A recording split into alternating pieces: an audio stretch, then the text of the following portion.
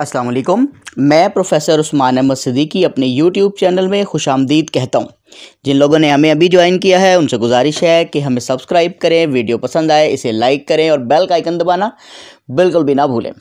Viewers, आज आपकी खिदमत में एक और अहम और मालूमाती वीडियो लेकर हाजिर हुआ। जैसा कि आप सब जानते हैं कि मैं तारीख़ के छुपे हुए गोशों को यहाँ पे बेनकाब करने की कोशिश करता हूँ। आज तारीख़ ही में से एक ऐसी शख्सियत जिसके बारे में तारीख़ खामोश रहती है और सिर्फ़ चंद एक जगहों से ही हवाला जात मिलते हैं, और वो शख्सियत है ग़ुलाम मोहम्मद। गवर्नर जनरल ग़ुलाम मोहम्मद पाकिस्तान के तीसरे गवर्नर जनरल। और सबसे पहले तो हमारे जहन में ये ख्याल आता है कि गवर्नर जनरल ग़ुलाम मोहम्मद कैसे गवर्नर जनरल बने, क्योंकि ये वो ज़माना है कि जब कायद आज़म मोहम्मद अली जिन्ना और लियाकत अली ख़ान और तहरीक पाकिस्तान के कारकुनान मौजूद थे।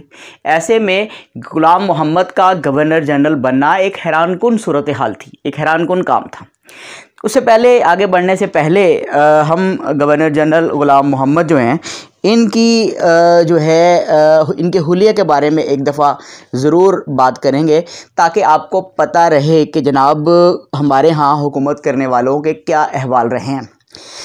गवर्नर जनरल ग़ुलाम मोहम्मद 17 अक्टूबर 1951 को बरसरे इक़्तिदार आए और 7 अगस्त 1955 तक बरसरे इक़्तिदार रहे।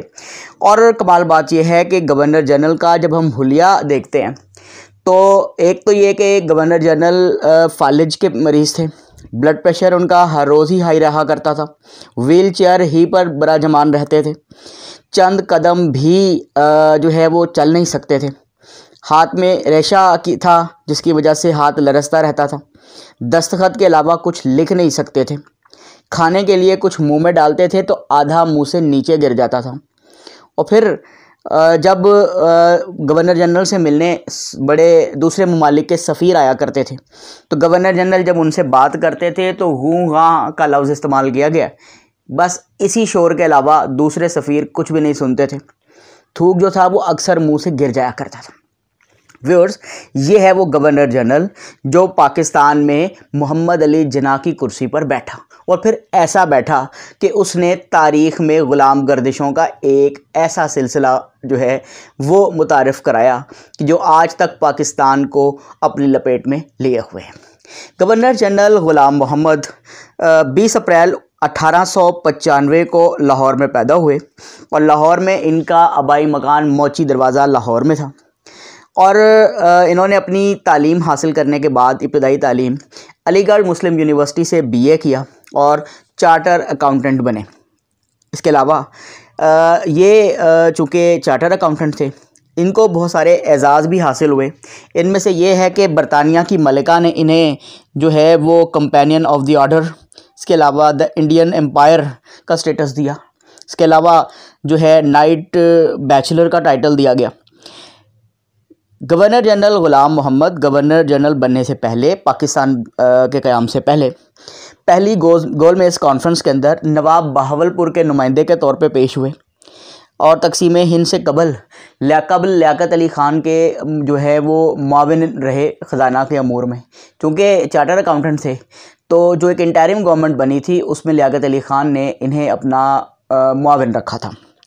जब पाकिस्तान मर्ज़ वजूद में आ गया, यहाँ दोस्तों पाकिस्तान वजूद में आने से ज़रा पहले की एक और चीज़ आपके सामने रख दूँ कि हिंदुस्तान की पहली गाड़ियों की कंपनी महिंद्रा एंड महिंद्रा इन्हीं की माली वसातत से यानी पार्टनरशिप से कायम हुई थी, जो हिंदुस्तान में गाड़ियाँ और ट्रैक्टर बनाने वाली पहली कंपनी थी।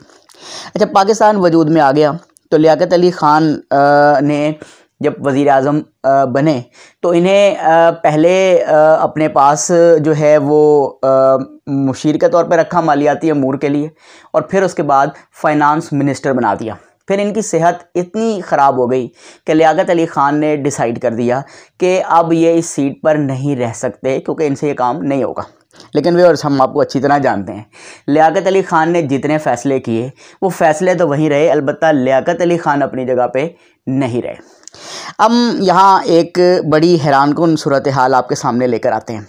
गवर्नर जनरल ग़ुलाम मोहम्मद जब बरसरे इक़्तिदार आए, क्यों आए, कैसे आए, इसके बारे में मैं आपको बताना चाह रहा हूँ।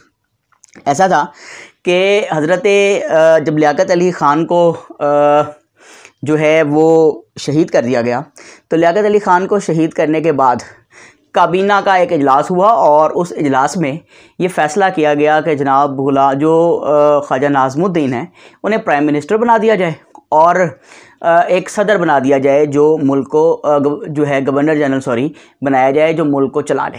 अब सवाल ये पैदा होता है कि ऐसे में जो है वो ग़ुलाम मोहम्मद साहब जो हैं वो कैसे गवर्नर जनरल बनने के अहल हो गए। हमारी नाकिस राय में मैं आपको वो बताने जा रहा हूँ जो इससे पहले आपको किसी ने नहीं बताया। असल में कहते तो सारे हैं कि जनाब गवर्नर जनरल जो बने ग़ुलाम मोहम्मद वो शातिर बहुत थे, लेकिन एक्चुअली वो 3 लोगों के हाथों की कठपुतली थे। Number 1 major general Akbar Khan, number 2 major general Sikandar Mirza और फील्ड मार्शल अय्यूब ख़ान। पूरी तारीख़ उठा के देख लीजिए कि ये तीनों लोग ही गवर्नर जनरल ग़ुलाम मोहम्मद को कुर्सी पर बिठाकर मुल्क चला रहे थे। मेजर जनरल अकबर ख़ान जो शायद पाकिस्तान का सदर होता, वो नहीं हो सके, वो एक और मामला है, वो एक और वीडियो में पेश करूँगा। और उसके बाद आप देख लें सिकंदर मिर्ज़ा भी बरसर इक़्तिदार आए और अय्यूब ख़ान भी बरसर इक़्तिदार आए।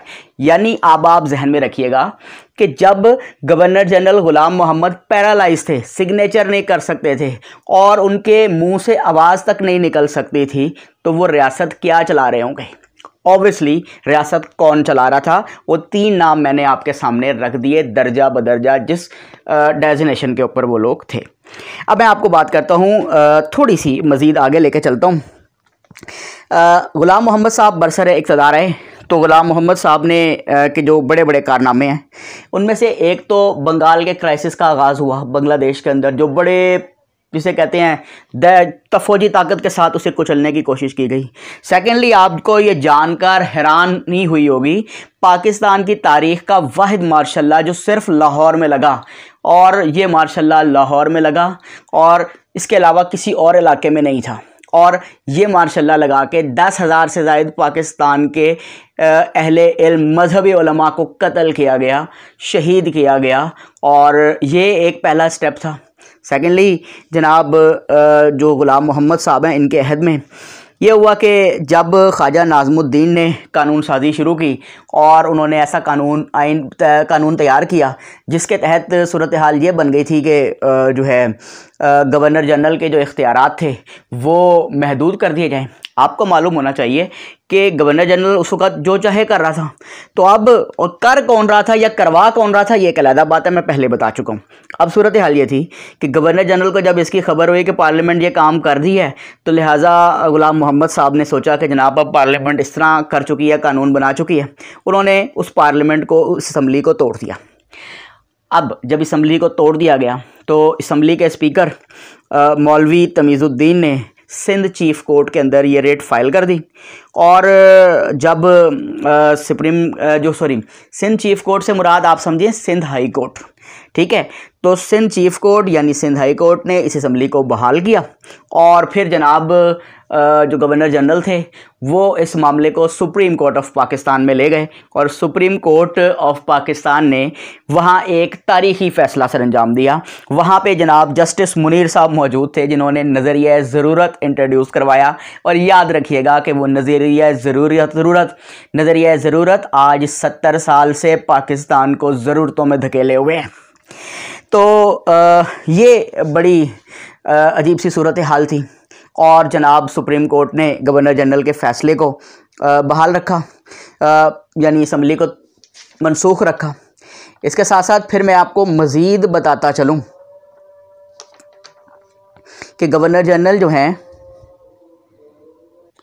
जी व्यूज़, हम बात कर रहे थे ग़ुलाम मोहम्मद की, और बीच में सिलसिला कुछ देर के लिए रुका रिकॉर्डिंग के दौरान। अच्छा, अब मज़ेदार बात यह है कि जब मैं बात कर रहा हूँ नज़रिया ज़रूरत की, जस्टिस मुनीर साहब ने इंट्रोड्यूस करवाया इस फैसले को। जितने भी इसके जजेस थे ना, सब ने हिमायत की सिवाय एक बंदे के, और वो तारीख़ में नाम मौजूद है, जस्टिस AR कॉर्नेलिस। ये गैर मुस्लिम जज था जिसने नज़रिया ज़रूरत की मुखालफत की और उसने कहा नज़रिया ज़रूरत नहीं होता। और आज तक जब हम देखते हैं कि पाकिस्तान जो नज़रिया ज़रूरत पर चल रहा है। अच्छा व्यूअर्स, आगे अगर मैं बात को लेकर चलूँ तो सूरत हाल ये थी कि वज़ीर जो गवर्नर जनरल थे उनके साथ मामले ये थे कि मैंने आपको पहले बताया कि Akbar Khan general, major general Akbar Khan उस वक़्त के जो है आर्मी के चीफ़ थे। उसके बाद नीचे में हम देखें तो जनाब सिकंदर मिर्ज़ा और फिर अयूब खान। तो ज़ाहिर है यही सारे लोग मुशीर थे और इनमें से कुछ तो बावर्दी पाकिस्तान के